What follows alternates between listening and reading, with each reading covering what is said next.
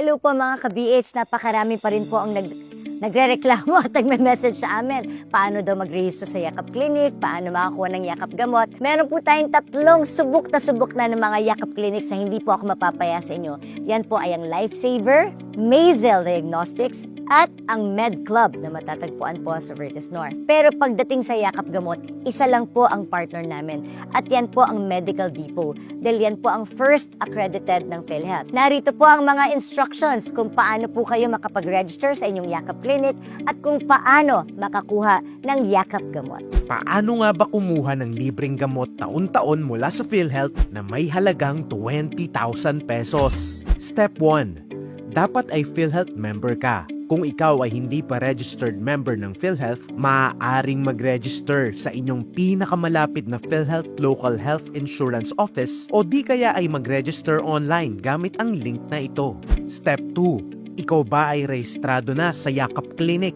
Kung hindi pa, mag-register online gamit ang eGov app o di kaya ang PhilHealth member portal at mag-set ng schedule para sa iyong first patient encounter. Kung oo, magtungo na sa iyong registered Yakap Clinic para sa iyong first patient encounter o FPE. Silipin ang listahan ng accredited Yakap Clinics as of October 2025 sa link o QR code na ito. Step 3. Kumpletuhin ang iyong first patient encounter kung saan magkakaroon ng health screening, pagkuha ng medical history, pagbigay ng health education at paggawa ng health profile ng pasyente. Step 4. Mula sa health screening ay magre-reseta ang doktor ng mga gamot na ayon sa iyong initial health check-up. Mayroong 21 libreng gamot ang kabilang sa konsulta package ng Yakap Clinic. Kung kasama dito ang nireseta sa iyo ng doktor, libre mo nang makukuha ito sa mismong clinic.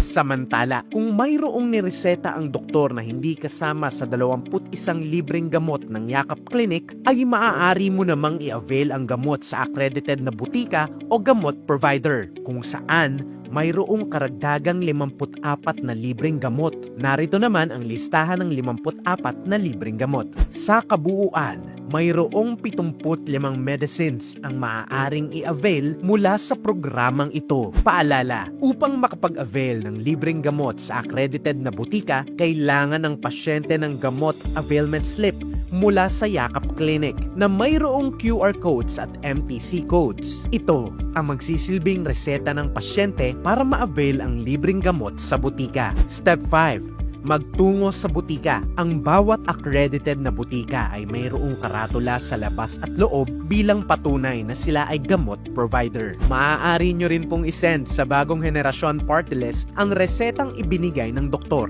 at amin pong i-deliver ang gamot sa inyong bahay. Step 6. I-avail na ang iyong libreng gamot. Bawat gamot ay may karampatang presyo. Ibabawas ang halaga ng niresetang gamot sa 20,000 pesos na iyong credit line. Sa bagong henerasyon party list, katuwang po ninyo kami sa pagpapahalaga ng inyong kalusugan. Palaging tandaan, health is wealth.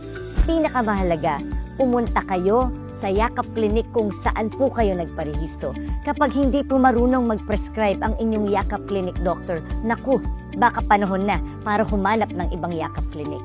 Tandaan nyo, sayang ang 20,000 pesos na nilaan ng PhilHealth para sa atin para dun sa 75 na gamot. Willing po ang bagong henerasyon i-deliver sa inyong tahanan ng mga gamot na yan.